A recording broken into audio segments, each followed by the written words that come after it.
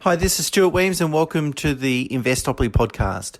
My goal is to give you simple, easy to understand strategies, insights and tips to help you master the game of building wealth. And in this episode, I'd like to talk about your biggest Achilles heel. And then I'm going to share with you two things that you can do or put in place to mitigate its potential negative consequences. I'm a big fan of the movie Wall Street that came out in 1987 and included the fictional character Gordon Gekko. You know, the common quote or famous quote is "greed is good." But when he was talking to Bud Fox, he said, "Bud, the first rule of business is never get emotional about stocks. It clouds your judgment." And really, emotion and financial decisions really don't mix. And the problem is it's impossible to be completely impartial when looking at your own financial situation. There's a couple of reasons for that.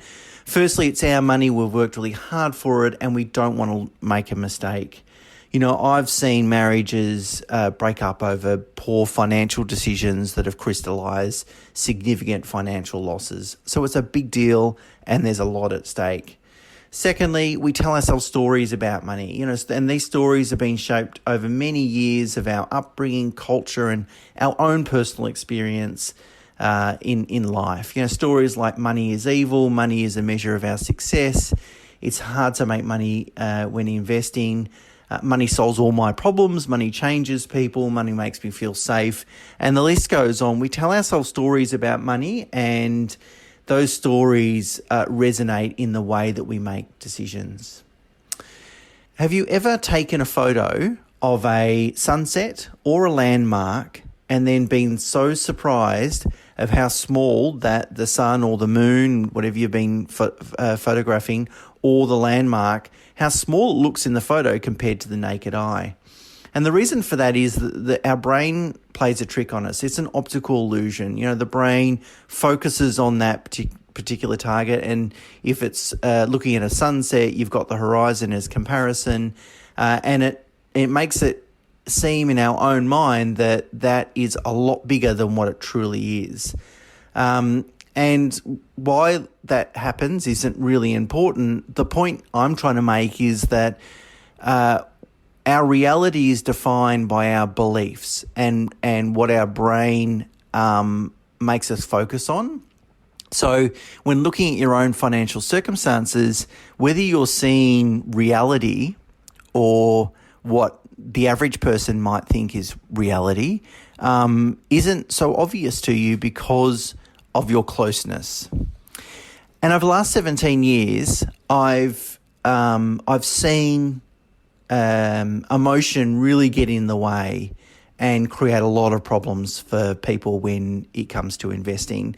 And there's probably four, common results from letting emotion influence your financial decisions. The first one is overthinking. It might sound a bit perverse because, you know, how can thinking a little bit more about an important financial decision be a bad thing? But the problem with overthinking is you start to explore every possible outcome and you add too much weight to an outcome that's very unlikely to occur, almost so remote, it really doesn't even warrant any attention or consideration. And it causes people to jump at shadows, you know, go down different rabbit warrens that really aren't relevant.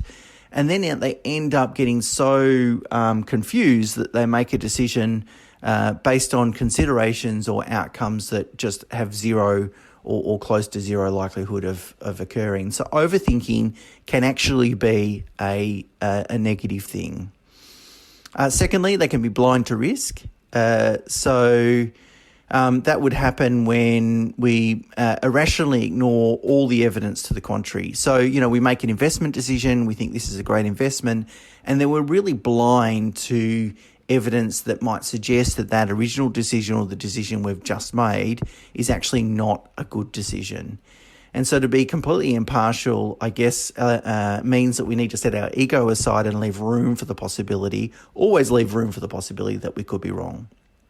Thirdly, paralysis by fear of making a mistake. So just the fear of making a mistake paralyzes people from actually making a decision or really seeing the wood from the trees, really seeing what is the best way forward. Two common examples of this would be, people that are nearing retirement, maybe have 10 years left to go in terms of their working career.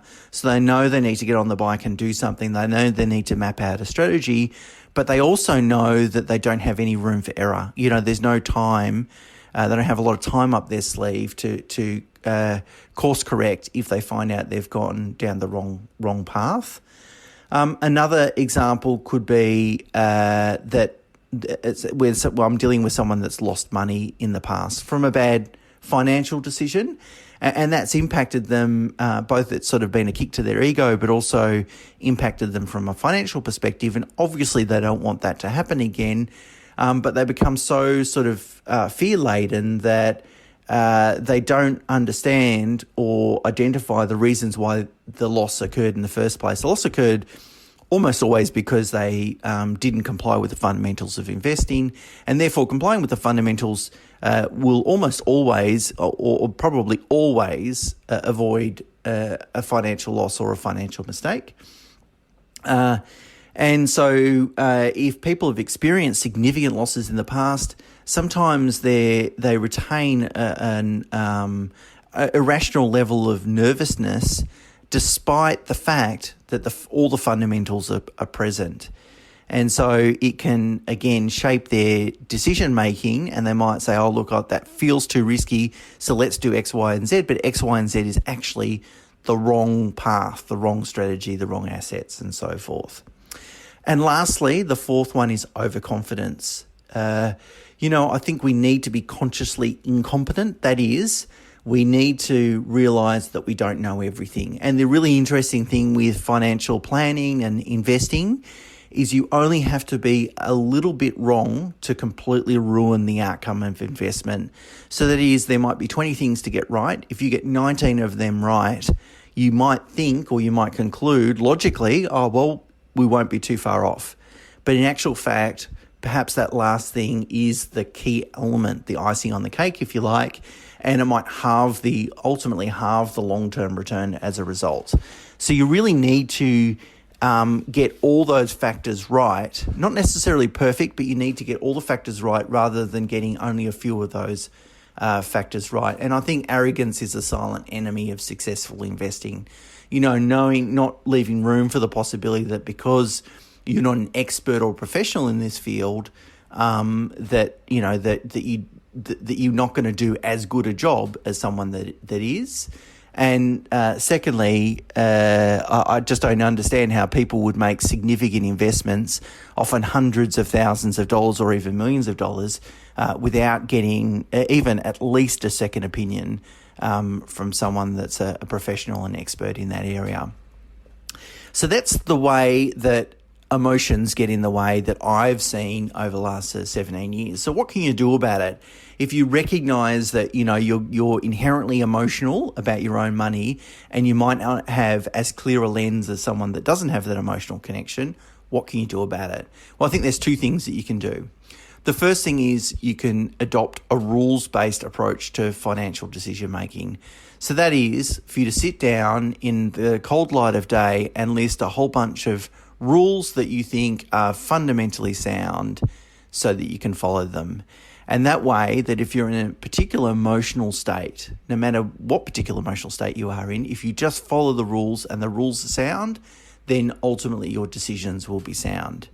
It's much like the idea of anger. We all know that anger isn't a response that serves us well. It doesn't solve problems. It doesn't get results. But when we're angry, it's very difficult sometimes to not react as such, react with anger. So it's emotion that kind of gets in the way. And the best way you can avoid emotion getting in the way with financial decisions is follow a bunch of rules. And those rules might be as simple as things like save $2,000 every month before you spend money on anything else. And that way, if you come up with an idea to spend money on X, Y, or Z, something that's a lifestyle element, and you haven't saved that level of money yet that month, then you can follow the rule and you can make, okay, I'm not going to buy that thing that I really want. Never invest more than 1% of your wealth in speculative stock. You'll always adopt a diversified asset allocation, not take large bets on sectors, industry, and geographical markets. I'll never invest in a residential property unless it ticks all 18 attributes that make an investment grade property. By the way, the link is in the show notes. I'll never make investment based decisions based on subjective information. There must be overwhelming objective historical data, for example. So they're some of the rules that you can list out that are really important for you to follow to make sure that you don't make a mistake. And then always turn to those rules before you make those decisions.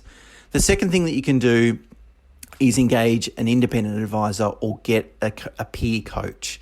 Now, of course, I've got a vested interest in saying get an independent advisor, but it doesn't make that any less true. In fact, the fact is, I don't have emotional baggage when I'm looking at my clients' financial situations. My lens is completely clear, unemotional, very pragmatic, and I've got almost a fanatical commitment to sticking to proven fundamentals. So I don't get distracted by any of that sort of noise that might distract some of my clients, and I think that serves them really well. If a financial advisor, if all they do is help you avoid making a couple of silly decisions over the next 10 years, then I reckon they've gone a really long way to demonstrating or crystallizing more value than what their fees have taken away. Mistakes can be devastating to a financial strategy. Losing $100,000 or $200,000 can really set you back. But most people aren't going to pay their advisor $100,000 or $200,000 over the lifetime of their relationship. So, we've got to understand that it's important to get it right, but most importantly, it's important never to get it wrong. As Warren Buffett says, the first rule of investing is don't lose money. The second rule is refer to rule 1.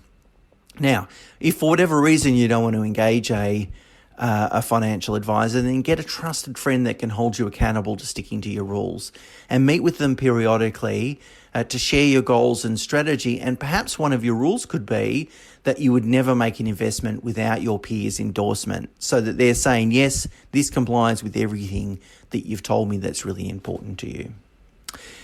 So there you go. It's easy to see the wood from the trees when I'm advising my clients, because I'm not emotionally attached to their money. You have to understand that it's almost impossible to become completely emotionally divorced from your own financial decisions. And you also must acknowledge that if that's true, and if you agree with me with that you need to take steps to make sure that's not the case. You need to take steps to ensure that you've got a very clear, pragmatic lens when looking at your own financial situation and developing your own strategy. Okay, that's it for this week. Until next week, bye for now.